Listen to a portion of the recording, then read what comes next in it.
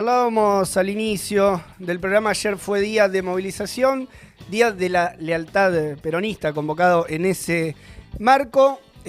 Bueno, hubo algunas definiciones en el acto, pero antes de eso también había estado la vicepresidenta de la Nación en un acto con la Cámpora, un acto que buscó también mostrar algo de juventud en el marco de la campaña del Frente de Todos, y hoy se realiza la movilización que tiene el lema, está convocada con el lema de desarrollo, producción y trabajo por parte de la CGT con la UTEP, con la Unión de Trabajadores de la Economía Popular. Esto tiene también una significación respecto de las posibilidades de las intenciones, al menos de algunos de los sectores, sobre todo de la UTEP, de ir a algún tipo de unidad mayor, ¿no? Con sectores de la CGT, incluso que los reconozcan como central de los trabajadores de la economía popular.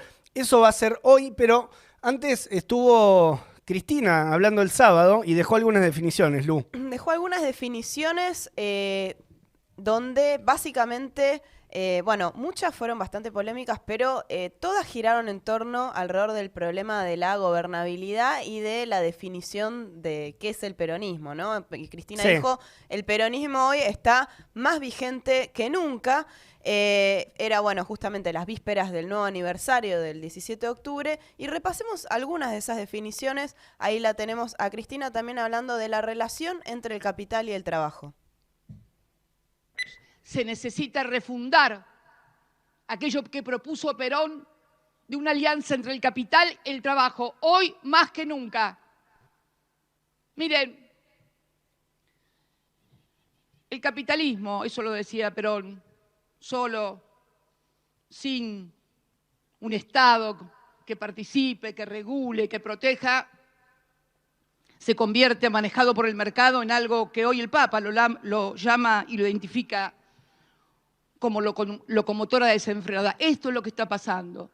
Necesitamos de vuelta esa alianza virtuosa entre los trabajadores, entre el capital, la empresa, donde el Estado tenga un rol preponderante, porque es el que ayuda a que la relación no se desbalancee en favor de los que obviamente son más fuertes.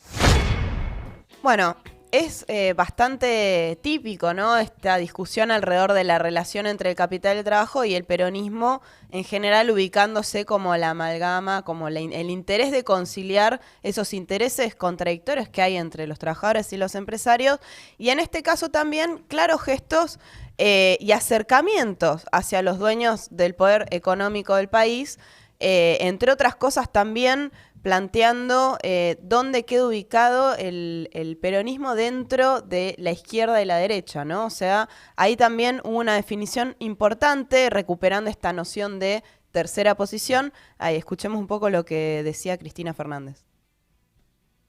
No, que el peronismo era una cosa más del centro, que nosotros, que no, ¿qué es de centro? ¿De dónde el peronismo fue de centro?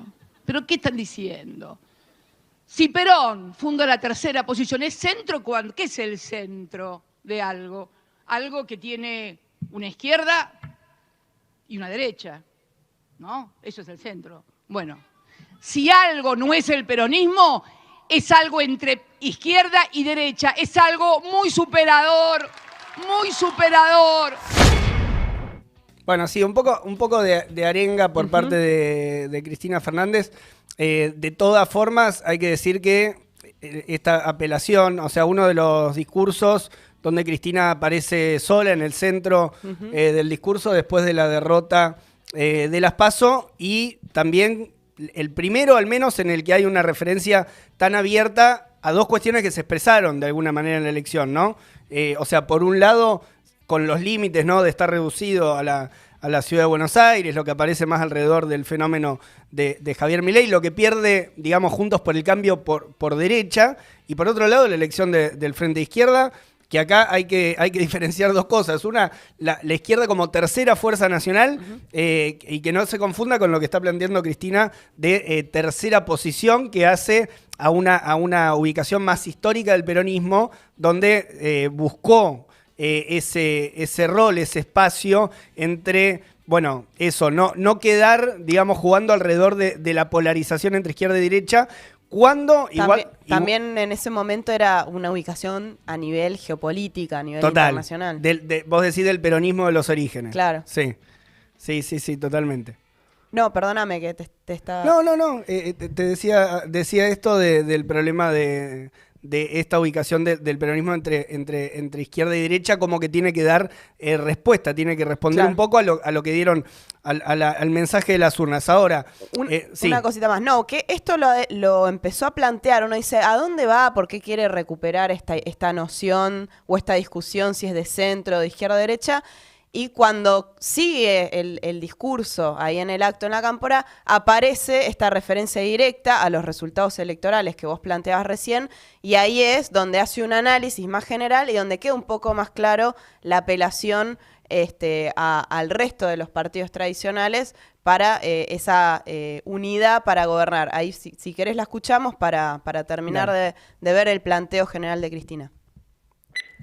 Siempre en épocas de incertidumbre y miedo se generan estos fenómenos de la derecha y de la fragmentación política. ¿Cómo volver a reunir una mayoría frente a esta fragmentación de la política? Porque, a ver, aquí en nuestro país, en las últimas elecciones, en las parlamentarias que son ahora y que fueron ahora, si vemos los votos que reunieron las dos coaliciones principales, son el 70%. En el 19, cuando fuimos a la presidencial, las dos coaliciones habían reunido casi el 90% de los votos.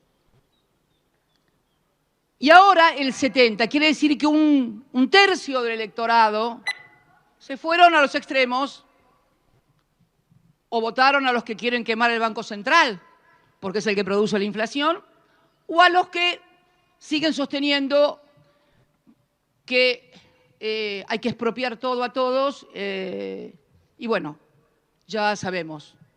No voy a ahondar en mayores argumentos, todos los conocen, así que... Además, cada uno es dueño realmente de pensar y de hacer lo que mejor le parezca. Esto, en ese sentido, amplia y democrática siempre... Bueno, acá es como donde vino la referencia directa, ¿no? No solo a la derecha, ¿no? Que es con un poco al fantasma al que quieren apelar también, sino a la izquierda, diciendo que quieren expropiar todo a todos, lo cual...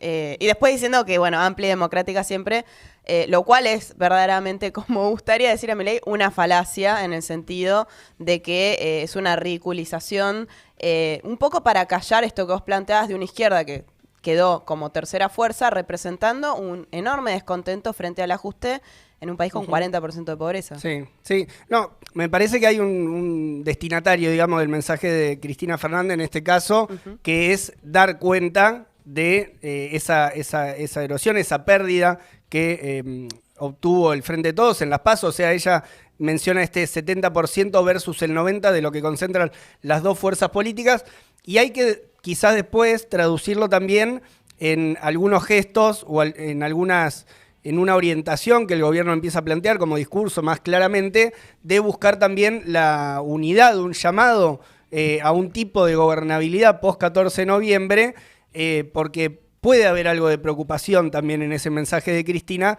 de lo que se está perdiendo, ¿no?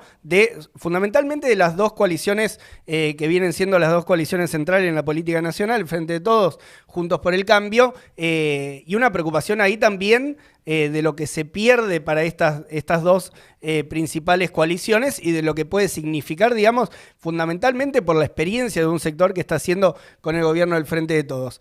Ahora bien, ahí tenemos lo de Cristina, digamos, en el acto, y por otro lado, el acto de ayer del 17 de octubre. Otro mensaje, Eve de Bonafini, con uno de los mensajes más claros que quedó. En la plaza se vio igual a varios funcionarios, no estuvieron los principales, no estuvo Alberto, no estuvo Cristina, pero sí se lo vio hablando Axel Kicillof, sí estuvo Ferraresi. Bueno, C5N funcionó a modo de móvil oficial en ese momento en la plaza, y Eve de Bonafini dejó un mensaje alrededor del tema de la deuda, y esto sí hay que poner un poco el oído ahí en lo que está planteando. Dijo: le quiero decir al señor presidente que este acto de hoy, del Día de la Lealtad por el no pago de la deuda, es el inicio de una lucha hasta que consigamos no pagar la deuda, y que hoy empezamos. Que las primeras que van a pedir que voten, si usted nos acompaña, a no pagar la deuda externa porque es un robo, son ellas, son las madres, y que pueden llamar muchas veces a esa plaza, venir muchas veces a la plaza si es necesario para no pagar una deuda, porque la definición de Bonafini fue que es una deuda que no es nuestra, que bueno, que si fueran deudas propias sí se pagarían, pero usted quiere hacernos pagar un robo. Puso claro, en estos términos un poco más subiendo el tono Eve Bonafini. ¿Qué queda también de estas definiciones? Por un lado, la contradicción de un acto que tuvo un mensaje claro, digamos, el acto fundamentalmente fue un acto de apoyo al Frente de Todos, o sea, fue un acto que buscó mostrar, como está de moda decir ahora, volumen político alrededor del gobierno, y esta contradicción, ¿no? Por un lado, buscar ese apoyo, ese fortalecimiento del Frente de Todos, que es la fuerza que está hoy preocupada, digamos, por cerrar ese acuerdo con el FMI, y por otro lado, este mensaje de Bonafini, me parece también intentando dialogar, incluso puede ser con un sector, con un flanco que tenga el oficialismo, que ve que es un problema, efectivamente, la cantidad de plata que se está poniendo para pagar la deuda cuando la situación económica y social del país es absolutamente frágil.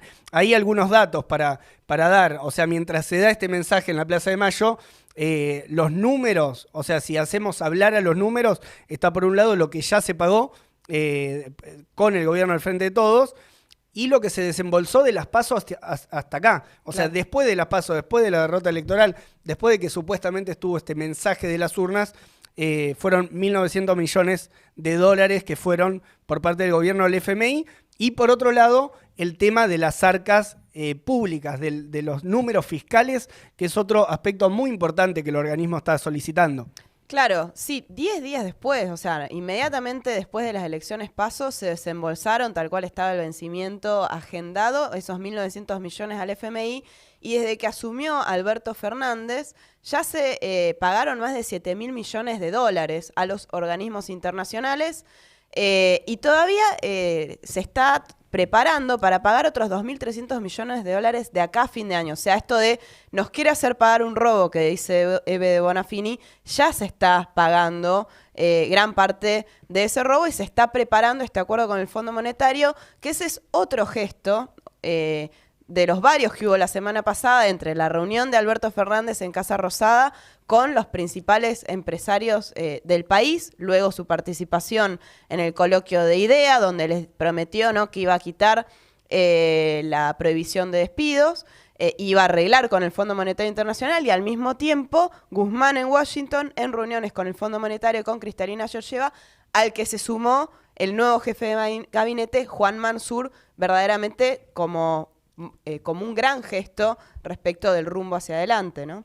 Totalmente, totalmente. Y el mensaje de los empresarios que escuchó el propio Juan Mansur, estuvo también quien fuera miembro del gabinete de Axel Kicillof, también ahí en la reunión, junto con Guzmán también, y uno de los mensajes que se escuchó fue el problema de qué va a pasar con el Frente de Todos después del 14. O sea, si está garantizada la unidad, si no está garantizada la unidad, esa preocupación, y también la preocupación respecto del gasto público, que es algo que los tres pudieron afirmar. Dicen que incluso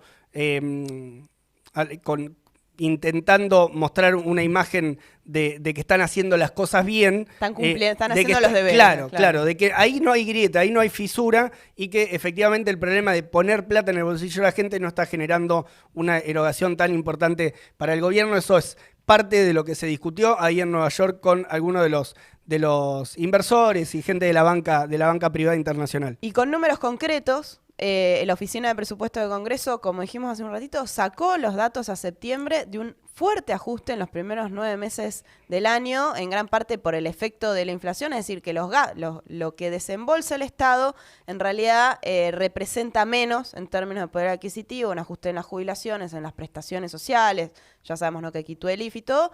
Si uno mira las prestaciones sociales, se recortó un 45% respecto al año pasado, ¿no? Y esos son los datos que, como decís, el equipo económico le llevó al Fondo Monetario. Totalmente. Bueno, un acto que deja entonces planteada esta imagen, estas dos imágenes: por un lado, buscar conciliar el pago de la deuda ilegítima, apoyar por otro lado al Frente de Todos y un sector de la coalición oficial que intenta, bueno, separarse de ese discurso, también intentando dialogar con un sector que puede estar viendo que el pago de la deuda, bueno, efectivamente no puede traer buenas noticias para el pueblo trabajador. Quedará por verse hoy cuál es el discurso, sobre todo de la CGT y de la OTEP. Fueron dos sectores que cuando explotó todo en la coalición oficial salieron a bancar más claramente a Alberto. Veremos con qué discurso aparece hoy esta movilización, este acto de la CGT y de la OTEP hoy por la tarde. Son las 9.